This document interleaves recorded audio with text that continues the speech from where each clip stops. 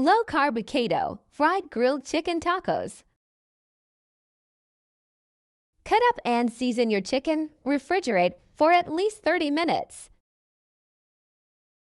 I use typical taco spices and olive oil. Grill that shit up.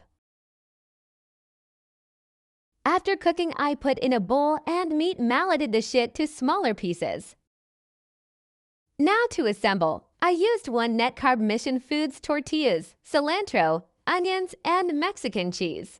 Light avocado oil. Cheese. Chicken.